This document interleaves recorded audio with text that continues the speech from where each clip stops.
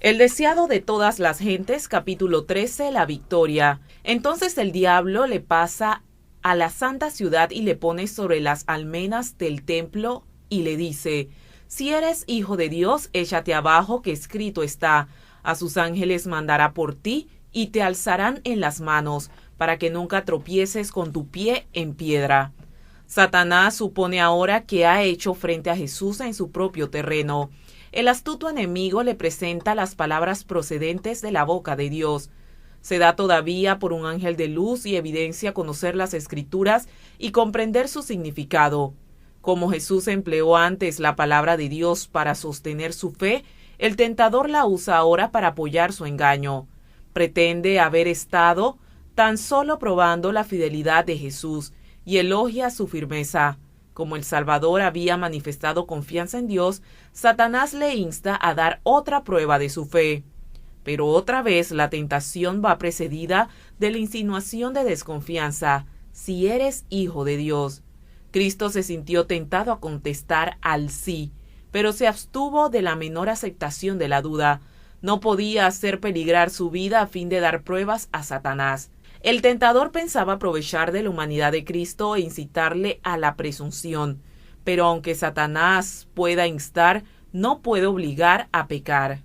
Dijo pues a Jesús: échate abajo, sabiendo que no podía arrojarle, porque Dios se interpondría para librarle. Ni podía Satanás obligar a Jesús a arrojarse. A menos que Cristo cediese a la tentación, no podía ser vencido.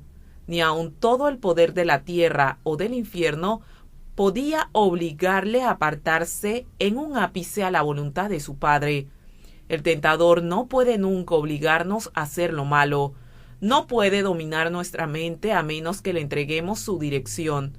La voluntad debe consentir y la fe abandonar su confianza en Cristo, antes que Satanás pueda ejercer su poder sobre nosotros. Pero todo deseo pecaminoso que acariciamos le da un punto de apoyo. Todo detalle en que dejemos de alcanzar la norma divina es una puerta abierta por la cual Él puede entrar para tentarnos y destruirnos. Y toda frase o derrota de nuestra parte le da ocasión de vituperar a Cristo. Cuando Satanás citó la promesa: sus ángeles mandará por ti, omitió la palabra: que te guarden en todos tus caminos, es decir, en todos los caminos que Dios haya elegido. Jesús se negó a salir de la senda de la obediencia. Aunque manifestaba perfecta confianza en su Padre, no quería colocarse sin que le fuera ordenado, en una posición que justificase la intervención de su Padre para salvarle de la muerte. No quería obligar a la providencia a acudir en su auxilio y dejar de dar al hombre un ejemplo de confianza y sumisión. Jesús declaró a Satanás: escrito está, no tentarás al Señor tu Dios. Estas palabras fueron dirigidas por Moisés a los hijos de Israel cuando tenían sed en el desierto, y exigieron que Moisés les diese agua, exclamando: ¿está pues Jehová entre nosotros o no? Dios había obrado maravillosamente en favor suyo. Sin embargo, al verse en dificultades, dudaron de él y exigieron pruebas de que estaba con ellos. En su incredulidad, trataron de probarle. Satanás instaba a Cristo a hacer lo mismo. Dios había testificado ya de que Jesús era su Hijo, y ahora pedir pruebas de que era el Hijo de Dios era dudar de la palabra de Dios, era tentarle, y se podía hacer lo mismo al pedir lo que Dios no había prometido. Era manifestar desconfianza, en realidad tentarle. No debemos presentar nuestras peticiones a Dios para probar si cumplirá su palabra, sino porque Él la cumplirá, no para probar que nos ama, sino porque Él nos ama. Sin fe es imposible agradar a Dios, porque es menester que el que a Dios se allega crea que le hay, y que es galardonador de los que le buscan. Pero la fe no va a ningún sentido unida a la presunción. Solo el que tenga verdadera fe se halla seguro contra la presunción, porque la presunción es la falsificación satánica de la fe. La fe se aferra a las promesas de Dios y produce la obediencia. La presunción también se aferra a las promesas, pero las usa como Satanás, para disculpar la transgresión. La fe habría inducido a nuestros primeros padres a confiar en el amor de Dios y a obedecer sus mandamientos. La presunción los indujo a transgredir su ley, creyendo que su gran amor los salvaría de las consecuencias de su pecado. No es fe lo que reclama el favor del cielo sin cumplir las condiciones bajo las cuales se concede una merced. La fe verdadera tiene su fundamento en las promesas y provisiones de las Escrituras. Muchas veces, cuando Satanás no logra excitar la desconfianza, nos induce a la presunción. Si puede hacernos entrar innecesariamente en el camino de la tentación, sabe que la victoria es suya. Dios guardará a todos los que anden en la senda de la obediencia, pero al apartarse de ella es aventurarse en terreno de Satanás. Allí lo seguro es que caeremos. El Salvador nos ha ordenado: velad y orad para que no entréis en tentación. La meditación y la oración nos impedirán precipitarnos sin orden alguna al peligro, y así nos ahorraríamos muchas derrotas. Sin embargo, no deberíamos desanimarnos cuando nos asalta la tentación. Muchas veces, al encontrarnos en situación penosa, dudamos de que el Espíritu de Dios nos haya estado guiando. Pero fue la dirección del Espíritu lo que llevó a Jesús al desierto para ser tentado por Satanás. Cuando Dios nos somete a una prueba, tiene un fin que lograr para nuestro bien. Jesús no confió presuntuosamente en las promesas de Dios, yendo a la tentación sin recibir la orden, ni se entregó a la desesperación cuando la tentación le sobrevino. Ni debemos hacerlo nosotros. Fiel es Dios, que no os dejará ser tentados más de lo que podéis llevar. Antes dará también juntamente con la tentación la salida, para que podáis aguantar. Él dice: sacrifica a Dios alabanza y paga tus votos al Altísimo, e invócame en el día de la angustia, te libraré y tú me honrarás. Jesús salió victorioso de la segunda tentación, y luego Satanás se le manifestó en su verdadero carácter, pero no se le apareció como un odioso monstruo, de pezuñas hendidas y alas de murciélago. Era un poderoso ángel, aunque caído. Se declaró jefe de la rebelión y Dios de este mundo. Colocando a Jesús sobre una alta montaña, hizo desfilar delante de él en vista panorámica todos los reinos del mundo en toda su gloria. La luz del sol hería ciudades llenas de templos, palacios de mármol, campos feraces, viñedos cargados de fruto. Los rastros del mal estaban ocultos. Los ojos de Jesús, hasta poco tiempo antes de afectados por una visión de lobreguez y desolación, contemplaban ahora una escena de insuperable belleza y prosperidad. Entonces se oyó la voz del tentador: a ti te daré toda esta potestad y la gloria de ellos, porque a mí es entregada, y a quien quiera le doy. Pues si tú adorares delante de mí, serán todos tuyos. La misión de Cristo podía cumplirse únicamente por medio de padecimientos. Le esperaba una vida de tristeza, penurias y conflictos, y una muerte ignominiosa. Debía llevar los pecados del mundo entero, debía soportar la separación del amor de su Padre. El tentador le ofrecía la entrega del poder que se había usurpado.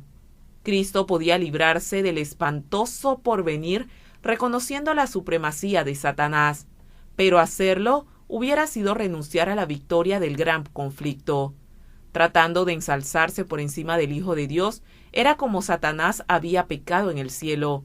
Si prevaleciese ahora, significaría el triunfo de la rebelión. Cuando Satanás declaró a Cristo: el reino y la gloria del mundo me son entregados y a quien quiera los doy, dijo algo que era verdad solamente en parte, y lo dijo con fines de engaño. El dominio que ejercía Satanás era el que había arrebatado a Adán, pero Adán era vicegerente del Creador. El suyo no era un dominio independiente. La tierra es de Dios, y él ha confiado todas las cosas a su Hijo. Adán había de reinar sujeto a Cristo. Cuando Adán entregó su soberanía en las manos de Satanás, Cristo continuó siendo aún rey legítimo. Por esto el Señor había dicho al rey Nabucodonosor: el Altísimo se enseñorea del reino de los hombres, y a quien quiera él lo da. Satanás puede ejercer su usurpada autoridad únicamente en la medida en que Dios lo permite. Cuando el tentador ofreció a Cristo el reino y la gloria del mundo, se propuso que Cristo renunciase al verdadero reino del mundo y ejerciese su dominio sujeto a Satanás. Tal era la clase de dominio en que se cifraban las esperanzas de los judíos. Deseaban el reino de este mundo. Si Cristo hubiese consentido en ofrecerle semejante reino, le habrían recibido gustosamente, pero la maldición del pecado, con toda su desgracia, pesaba sobre él. Cristo declaró al tentador: «Vete, Satanás, que escrito está, al Señor tu Dios adorarás y solo a él servirás». El que se había revelado en el cielo ofreció a Cristo los reinos de este mundo para comprar su homenaje a los principios del mal. Pero Cristo no quiso venderse. Había venido para establecer un reino de justicia y no quería abandonar sus propósitos. Satanás se acercaba a los hombres con la misma tentación y tiene más éxito con ellos. Les ofrece el reino de este mundo a condición de que reconozcan su supremacía. Demandan que sacrifiquen su integridad, desprecien la conciencia, satisfagan su egoísmo. Cristo los invita a buscar primero el reino de Dios y su justicia, pero Satanás anda a su lado y les dice: «Cualquiera sea la verdad acerca de la vida eterna, para tener éxito en este mundo, debéis servirme. Tengo vuestro bienestar en mis manos, puedo daros riquezas, placeres, honores y felicidad. Oíd mi consejo, no os dejéis arrastrar por nociones caprichosas de honradez o abnegación. Yo os prepararé el camino». Y así multitudes son engañadas, consienten en vivir para servirse a sí mismas, y Satanás queda satisfecho. Al par que le seduce con la esperanza del dominio mundanal, conquista el dominio del alma. Pero él ofrece lo que no puede otorgar, lo que pronto se le quitará. En pago los despoja de su derecho a la herencia de los hijos de Dios. Satanás había puesto en duda que Jesús fuese el Hijo de Dios. En su sumaria despedida tuvo una prueba que no podía contradecir. La divinidad fulguró a través de la humanidad doliente. Satanás no tuvo poder para resistir la orden. Retrocediéndose de humillación e ira, se vio obligado a retirarse de la presencia del Redentor del mundo.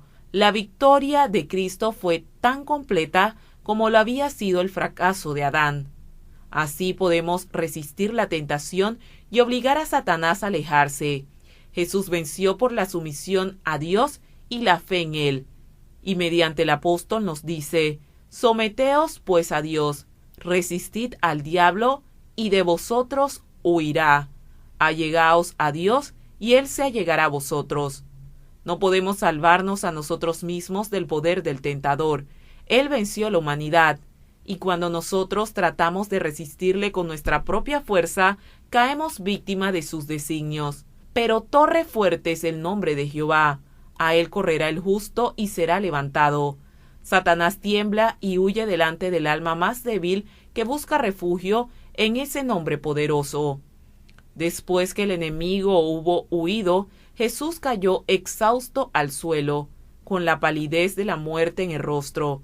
Los ángeles del cielo habían contemplado el conflicto, mirando a su amado general, mientras pasaba por indecibles sufrimientos para preparar una vía de escape para nosotros. Había soportado la prueba, una prueba mayor que cualquiera que podamos ser llamados a soportar. Los ángeles sirvieron entonces al Hijo de Dios mientras estaba postrado como moribundo. Fue fortalecido con alimentos y consolados por un mensaje del amor de su Padre, así como por la seguridad de que todo el cielo había triunfado en su victoria. Reanimándose, su gran corazón se hinchó de simpatía por el hombre y salió para completar la obra que había empezado, para no descansar hasta que el enemigo estuviese vencido y redimida nuestra especie caída. Nunca podrá comprenderse el costo de nuestra redención hasta que los redimidos estén con el Redentor delante del trono de Dios. Entonces, al recibir de repente nuestros sentidos arrobados las glorias de la patria eterna, recordaremos que Jesús dejó todo por nosotros, que no solo se desterró de las cortes celestiales, sino que por nosotros corrió el riesgo de fracasar y de perderse eternamente. Entonces arrojaremos nuestras coronas a sus pies y elevaremos este canto. Digno es el Cordero que ha sido inmolado de recibir poder y la riqueza y la sabiduría y la fortaleza y la honra y la gloria y la bendición. El deseado de todas las gentes, capítulo 13,